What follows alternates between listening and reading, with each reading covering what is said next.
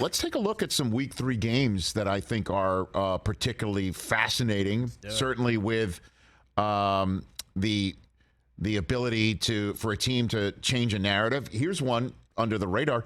How about the Texans in Chicago? Nobody's talking about that because everybody thinks this team in Chicago was Fugazi win over the 49ers, and the Texans are a team that's really not going to be a threat. Lost amongst all that is Lovie Smith going back to Chicago, folks. And I kind of dig that. And I kind of dig the Texans to win that game. Me too. The Texans defense has been terrific.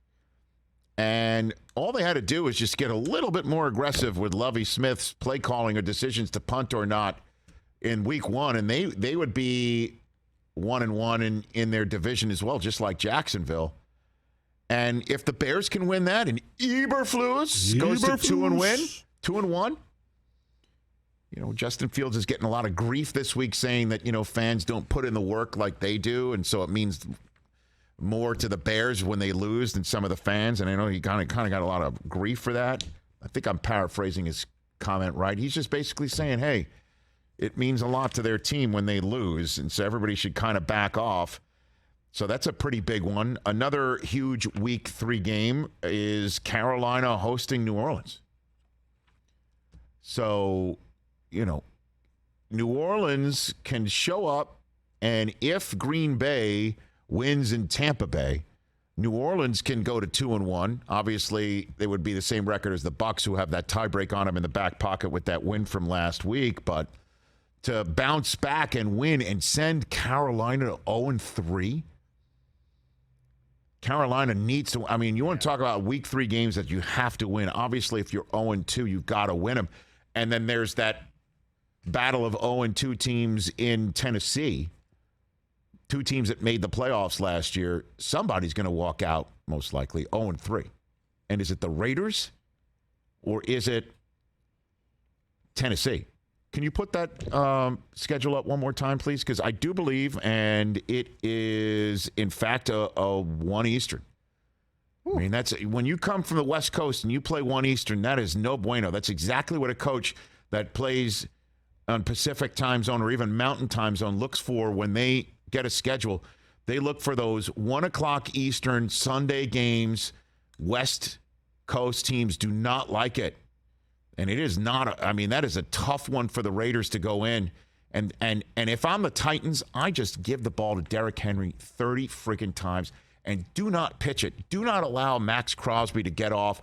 Do not let Chandler Jones get off and try and cut off the angle, just like Von Miller and the rest of that speedy Bills defense did on Derrick Henry. You just run it straight at him and say, here it is. It's like it's like one of those flame-throwing pitchers. Here's my 95, 96, 100 mile an hour, right down the plate, a little bit off the center, but you try and hit it. And that's what Derrick Henry should be this weekend. And if you're the Raiders, I don't know. You've got to take a look at what the Bills did to this Tennessee defense. There are wide open receivers all over the place, and Devontae Adams is your guy. That's it. Yeah, you're 0-2. You got no Hunter Renfrow this week. Well, he was concussed, right, on that final fumble. Yep. So that's it. You've got the playmakers on your team in Devontae Adams and Waller. You find them. And you could sit here and say, well, you mean they'll key on Devontae Adams? Well, how the hell didn't they key on Stephon Diggs? Right? There was no Gabe Davis for crying out loud. And you've got a Waller and you've got Adams. You better target him 15 times, and I think that's the way the Raiders can win this game. That is a huge game between 2 0-2 teams. Detroit and Minnesota is big, folks. Detroit at Minnesota is big because the Lions have not played on the road yet. Let's see how they look on the road, with the whole skull thing going on. And the Vikings, by the way, I just did that. Nice. It wasn't pretty. It wasn't pretty. Because I had no idea if I was pitting, and I didn't want it to be seen on Channel 210 on the Roku Channel, so I kind of didn't. All right. Look, is this going to be the time that Kirk Cousins and this offense is unlocked by Kevin O'Connell? Are we going to stop throwing these picks? Is Justin Jefferson going to get out off the line and get the football and get in the end zone again? Because the Lions aren't going anywhere. If you go up big, they're going to still try and come out back on you. This is a big game in the end. What if the Vikings fall to 1-2 after they beat Rodgers at home and the Lions are 2-1?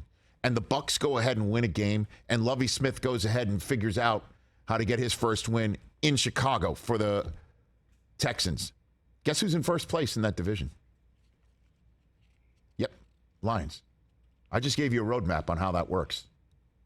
That's entirely possible, is it not? Yes. Lovey gets his first win as a Texans head coach in Chicago. Brady beats Rodgers. And the Lions win this game. I just gave you the roadmap to Honolulu Blue leading the NFC North Roost after 3 weeks. That's a big one. Another one that's under the radar. How about this? This is off the dome. We were planning on doing this. Here's a great one under the radar. How about up the road here?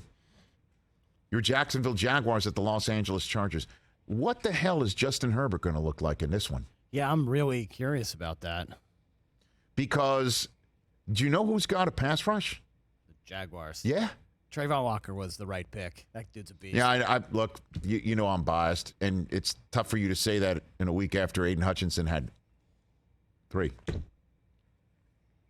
But he looks good. He had 3 sacks, and Trayvon Walker's good, but the rest of that defense all over Matt Ryan. It was ugly. It was ugly.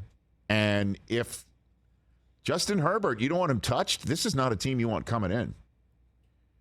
But it was interesting. Doug Peterson was on the program the other day, and he's like, yeah, we're expecting to see Justin Herbert. We're going to see him. But he knows this is a tough one to play with. Philadelphia and Washington. How about them apples? That game is going to be exciting, I think. A lot of points. I wonder what the Eagles want to do to Carson Wentz. I don't care. Probably I think this water's totally under the bridge now, right? I mean, they fired the coach after 2 years after, so it's whatever. Washington goes to Philadelphia, by the way. That game, for anyone's wondering, it's been slated for the entire country to watch with Buck and Aikman on Monday night, Week 10. That's a pretty big one. Washington, you got to win your games at home in division. Let's roll. Let's go.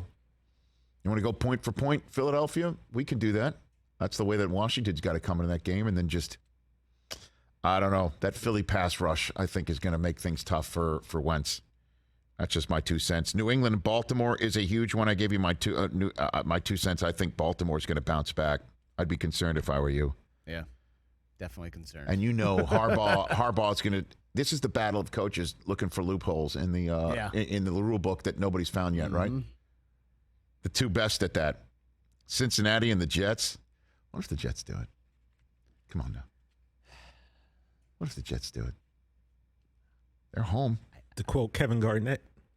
Exactly. Anything's possible. And look, Joe Burrow, 13 times he's been sacked this year in the first 2 games. Dude, they better button it up because the Jets are coming. And Saleh knows it too. If you guys blitz him like crazy and get him off his spot and get him moving around, suddenly he's throwing a tipped pick or 2. We got our own Cincinnati kid too, don't we? 4 or 5 sacks. Sitting there in look the back, out. number 1 in your program.